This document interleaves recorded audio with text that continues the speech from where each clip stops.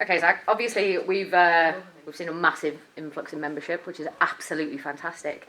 But obviously, this is built on hope. This is built on a lot of promises. So we've reached, like, we like to call it the Zach Polanski era.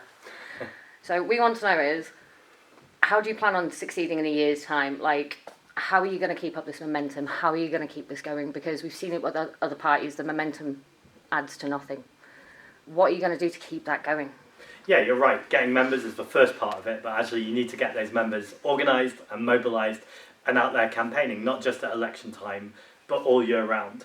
I've heard people say we need to ZACKTIVATE people, which is a word I should never use again. And actually I think a lot of that is about recognising this isn't about one person or someone leading a movement. This is about all the people in the movement, every single piece of this movement. And I think that only keeps going if everyone recognises their own agency, their own empowerment within this. And that's really what I want to encourage and see happening more and more in communities right across England and Wales. We love it. We love it. Okay, so the other question's quite off the cuff.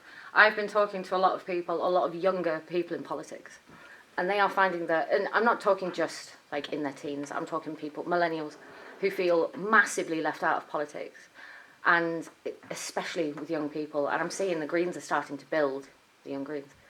What are you going to do to encourage young people into politics, because they do feel incredibly excluded right now? Yeah, there's a few things. So at the moment, one of my favourite things to do is to go on TikTok and to see the amount of young creators, and particularly the amount of young diverse creators who are making edits, making videos about the Green Party, who I have no idea who they are, and it's just really exciting to see kind of people recognising that this is all of our projects, and they can sit and they can run with it as long as it's aligned with our key values of environmental, social, racial and economic justice.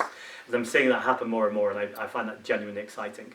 I think the second is to do everything I can, and I certainly think I do this, to amplify the young Greens within the Green Party, and to recognise they are not kind of a subsection of the Green Party. They're actually a movement within itself as well, because they're pushing both from within the Green Party, but actually the way that they are increasingly speaking to the outer world too. I mean by the outer world outside of the party, talking about young people's issues. So that's both people advocating for them, but also increasingly we're hearing from young people themselves.